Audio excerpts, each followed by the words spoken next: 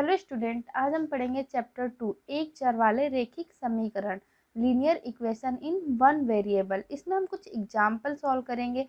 Example के question solve करने से आपको एक्सरसाइज के क्वेश्चन सॉल्व करने में बहुत ही आसानी होगा। तो हम एग्जाम्पल 5 देखेंगे। परिमेय संख्या -7/3 के दुगने में क्या जोड़ा जाए जिससे 3/7 प्राप्त हो। क्वेश्चन में कह रहा है परिमेय संख्या -7/3 के दुगने मतलब इसका 2 गुना में क्या जोड़ा जाए, क्या जोड़ा जाए कि हमें 3/7 प्राप्त हो। अब यहाँ क्या जोड़ा जाएगा कि हमें 3/7 प्राप्त होगा, तो इसके लिए हमें परिमेय संख्या जो दिया है उसका दुगना करना होगा। पहले तो हम यहाँ दुगना करेंगे, -7/3 का दुगना करने पर हम यहाँ दुगना करेंगे तो 2 से गुणा कर देंगे इसमें इंटू 2, तो क्या हो जाएगा, यहाँ पे 2 से गुणा करेंगे साथ में तो 14 आ जाएगा। माइनस है तो माइनस, नीचे 3, -14/3 आ जाएगा। अब इसके दुगने में क्या जोड़ा जाए, तो अब हम 14 दुगना किए तो क्या आया, -14/3। अब इसमें हम क्या जोड़े कि 3/7 प्राप्त हो, तो हम मान लेते हैं कि वह संख्या x है जो हम इसमें जोड़ेंगे। तो हम यहाँ लिखेंगे माना -14/3 में x जोड़ने पर 3/7 प्राप्त होता है। हम क्या करते हैं, इसमें x जोड़ते हैं तो -14/3 में हम x जोड़ देंगे तो क्या प्राप्त हो रहा है, 3/7। तो हम देख रहे हैं कि एक समीकरण बन गया। समीकरण को सॉल्व करने के लिए हम क्या करते हैं, जो चर राशि है उसके साथ जो भी होता है उसका हम पक्षांतरण कर देते हैं, क्योंकि उसको सिंगल रखना है। तो इसमें हम -14/3 का पक्षांतरण करेंगे, -14/3 का दाएं पक्ष में पक्षांतरण करने पर। अब यहाँ पक्षांतरण करेंगे तो क्या हो जाएगा, यहाँ x बचेगा, यहाँ 3/7 -14/3 का पक्षांतरण करें तो इधर +14/3 हो जाएगा। अब हम 7 और 3 का क्या करेंगे, एलसीएम लेंगे तो 21 आएगा। 7 से हम 21 को डिवाइड करेंगे तो 3 बार में डिवाइड होगा, 3 का इंटू 3 से करेंगे तो 9।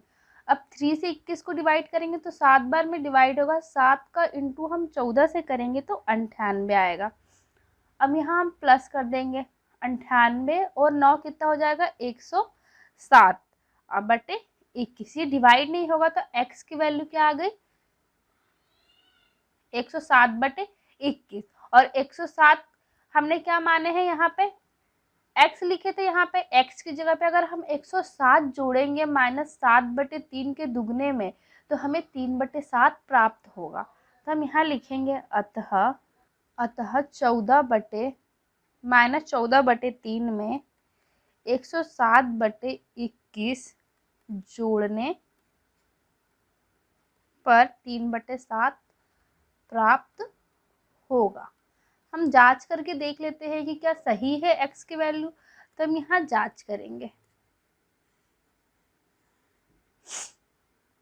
तो -7/2 का दुगना हमने किया, उसमें क्या जोड़ रहे हैं, x की वैल्यू, x जोड़े थे तो x की वैल्यू क्या आ गई, 107/21 इक्वल क्या आना चाहिए, 3/7। तो दुगना किए तो यहाँ पे क्या आ गया, -14/2, 3 है यहाँ पे, 3 + 107/21 इक्वल 3/7, यही लाना है। अब यहाँ एलसीएम लेंगे तो क्या आ जाएगा, 21। 3 से इसको डिवाइड करेंगे तो 7 आएगा, और 7 का 14 में गुणा करेंगे यहाँ पे तो 98 आएगा। -98 प्लस 21 से 21 एक बार में डिवाइड होगा, 107। 107 माइनस प्लस है तो माइनस हो जाएगा। 107 में से हम 98 माइनस करेंगे तो क्या आ जाएगा, यहाँ -98 में से 107 को माइनस करेंगे तो आएगा 9, और नीचे क्या है 21, यहाँ क्या है 3/7। तो ये 3 से डिवाइड हो जाएगा 3 बार में और ये 7 बार में, तो क्या आ गया 3/7। तो 3/7 आ गया, यानी हमारा आंसर सही है। एक आयत का परिमाप 13 सेंटीमीटर है और उसकी चौड़ाई 2 सही 3/4 सेंटीमीटर है, तो उसकी लंबाई ज्ञात कीजिए। इस क्वेश्चन में हम देख रहे हैं आयत का परिमाप दिया हुआ है, चौड़ाई दिया हुआ है, लंबाई नहीं दिया है, हमें लंबाई ज्ञात करना है। तो हम मान लेते हैं कि आयत की लंबाई क्या है, x सेंटीमीटर है। तो हम यहाँ लिखते हैं, मान लेते हैं कि आयत की लंबाई कितनी है, x सेंटीमीटर है। चौड़ाई दिया हुआ है तो हम यहाँ लिख लेंगे चौड़ाई कितना दिया है, 2 सही 3/4 सेंटीमीटर। इसे हम भिन्न में बदलेंगे तो 4 दूनी 8, 8 में हम 3 जोड़ेंगे तो 11/4 सेंटीमीटर आ जाएगा। अब आयत का परिमाप का फार्मूला लगा देंगे। तो आयत का परिमाप का फार्मूला क्या होता है, आयत का परिमाप 2 गुना लंबाई प्लस चौड़ाई, यही होता है। आयत का परिमाप कितना दिया है, 13 सेंटीमीटर। और यहाँ लंबाई दिया क्या है, x है हमने माने, और चौड़ाई 11/4। अब हम क्या देख रहे हैं, यहाँ पे 2 गुणे में है तो इसका हम पक्षांतर निर्धारण कर देंगे तो भाग में आ जाएगा, तो 13/2 हो जाएगा। और इधर क्या बच जाएगा, x प्लस 11/4। 11/4 क्या है, देख रही है समीकरण बन गया। तो 11/4 क्या है, x के साथ है तो इसका पक्षांतरण कर देंगे बाएं पक्ष में। तो 11/4 को बाएं पक्ष में पक्षांतरण करने पर, पक्षांतरण कर देंगे तो क्या हो जाएगा, 13/2 प्लस में है तो -14/4 इक्वल x। अब यहाँ हम एलसीएम लेंगे तो क्या आ जाएगा, 4 डिवाइड करेंगे 2 से 4 को तो 2 बार में डिवाइड होगा, 13 से इंटू करेंगे तो क्या हो जाएगा, 26 माइनस 4 से 4 एक बार में डिवाइड होगा तो 1 का गुना 14 में करेंगे तो 14 आ जाएगा x। अब 26 में से 14 माइनस होगा तो क्या बच जाएगा, 15/4। तो x की वैल्यू क्या आ गई, 15/4। तो हम इसे डिवाइड कर सकते हैं, 4 से 15 को डिवाइड करेंगे तो 4 3 12, नीचे क्या बच जाएगा, 3।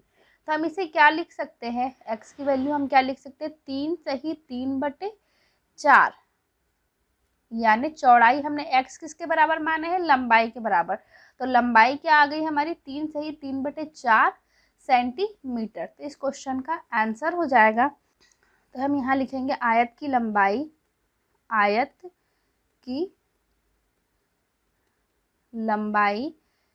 3 सही 3/4 सेंटीमीटर है इस क्वेश्चन का आंसर। एग्जाम्पल 7 देखेंगे, साहिल की माँ की वर्तमान आयु साहिल की वर्तमान आयु की 3 गुनी है और 5 वर्ष बाद उन दोनों की आयु का योग 66 वर्ष हो जाएगा।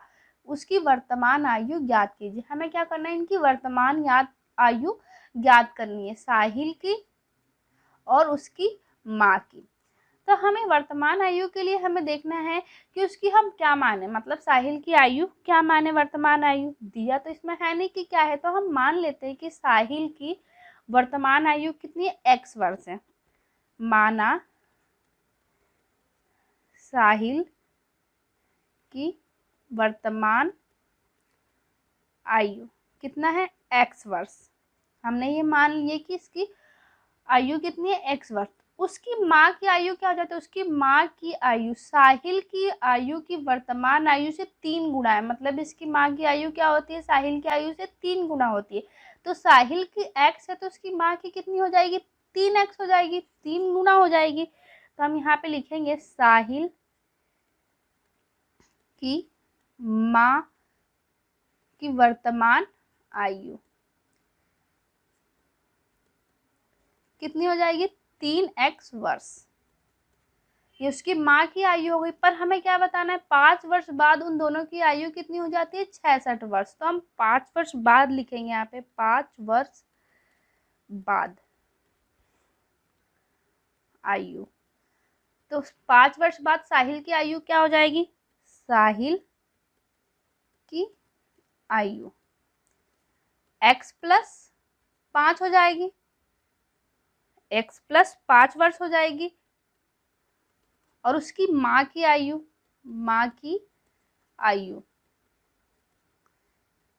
3x प्लस 5 हो जाएगी। 5 वर्ष बाद बोल रहा है तो इसमें 5 हम प्लस कर देंगे।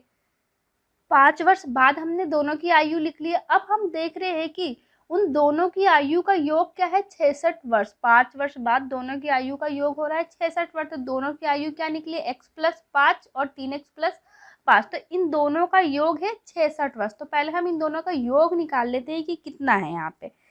तो क्या हो जाएगा x+5 प्लस 3x+5 यही है। अब इनको हम प्लस करेंगे तो ब्रैकेट ओपन कर देंगे x+5 प्लस 3x+5। x को प्लस करेंगे 3x और x कितना हो गया 4x और ये 5 5 10। दोनों का योग कितना यहाँ पे हमने कि दोनों को प्लस किया तो इतना। और हमें दिया हुआ है कि दोनों का योग कितना है। दोनों की आयु का योग कितना दिया है 66 वर्ष दिया हुआ है। तो हम यहाँ पे निकाल लेंगे इनका कि कितना होगा इनका वर्तमान आयु। तो यहाँ पे 4x प्लस 10 इक्वल 66। दोनों का कुल योग और जो दिया हुआ है वो योग निकाल लेंगे। तो यहाँ पे देख रहे हैं एक ये समीकरण बन रहा है। तो हम 10 को इधर ले जाएंगे तो 4x बच जाएगा। इसका पक्षांतरण कर देंगे तो 66 माइनस 10 हो जाएगा, क्योंकि प्लस में तो इधर माइनस हो जाएगा 4x। यहाँ माइनस करेंगे तो क्या आ जाएगा 56 आ गया। अब ये x के साथ 4 क्या है गुणे में थे, इसका भी हम पक्षांतरण करेंगे तो इधर भाग में आ जाएगा। तो 56/4। अब 4 से इसको हम डिवाइड करेंगे तो आएगा 14। तो x की वैल्यू कितनी आ गई 14। यानी और x हमने क्या माने थे साहिल की वर्तमान आयु। तो साहिल की वर्तमान आयु कितनी हो गई 14 वर्ष और उसकी माँ की वर्तमान आयु हम निकाल लेंगे अब इससे। तो हम ये लिखेंगे साहिल की वर्तमान आयु कितनी हो गई 14 वर्ष। अब उसकी माँ की वर्तमान आयु निकाल लेंगे। माँ की वर्तमान आयु हमने कितना माने थे 3x। 3x है तो 3 में हम x की वैल्यू का गुणा कर देंगे तो कितना आ जाएगा यहाँ पे 42 वर्ष। यानी साहिल की वर्तमान आयु 14 वर्ष है और उसकी माँ की वर्तमान आयु 42 वर्ष है। अब एग्जाम्पल 8 देखेंगे। बंसी के पास कुछ सिक्के 2 रुपए वाले तथा कुछ 5 रुपए वाले हैं। यदि 2 रुपए वाले सिक्कों की संख्या 5 रुपए वाले सिक्कों की संख्या की तिगुनी है तो उनके मूल्यों का कुल योग 77 रुपए है। तो दोनों प्रकार के सिक्कों की संख्या ज्ञात कीजिए। हम देख रहे बंसी है उसके पास कुछ 2 रुपए के सिक्के हैं, कुछ 2 रुपए के सिक्के हैं और कुछ 5 रुपए के सिक्के हैं। यदि 2 रुपए वाले सिक्कों की संख्या 5 रुपए वाले सिक्कों की संख्या से तिगुनी है, क्या है 5 रुपए वाले सिक्कों की संख्या से तिगुनी है तो उनके मूल्यों का कुल योग क्या है 77 रुपए। तो दोनों प्रकार के सिक्कों की संख्या ज्ञात करना है कि हमारे को बताना है कि 2 रुपए के सिक्के उसके पास कितने हैं और 5 रुपए के सिक्के कुल कितने हैं। तो हम यहाँ मानेंगे कि माना बंसी के पास 5 रुपए के सिक्कों की संख्या कितनी है हम x मान लेते हैं। सिक्कों की संख्या x है और 2 रुपए के सिक्कों की संख्या कितनी है हम ये निकाल लेंगे। 2 रुपए की सिक्कों की संख्या। तो यहाँ बोला है कि 2 रुपए के सिक्के वाले और कुछ 5 रुपए के सिक्के हैं। 2 रुपए की वाले सिक्कों की संख्या 5 रुपए वाले सिक्कों की संख्या के तिगुने हैं, यानी ये 3 गुना है 5 रुपए वाले सिक्के से। तो हम यहाँ पे क्या लिखेंगे 3x है। हमने माने कि 5 रुपए वाला x है तो 2 रुपए वाला क्या हो जाएगा 3x है। हम मान लिए कि संख्या इतनी है अतः हमें दिया हुआ है। हम यहाँ लिखेंगे अतः अब हम इनका मूल्य निकाल लेंगे कि x रुपए वाले सिक्कों का मूल्य कितना है। तो हम यहाँ पे लिखेंगे 5 रुपए वाले x सिक्कों का मूल्य कितना मूल्य हो जाएगा 5x रुपए हो जाएगा।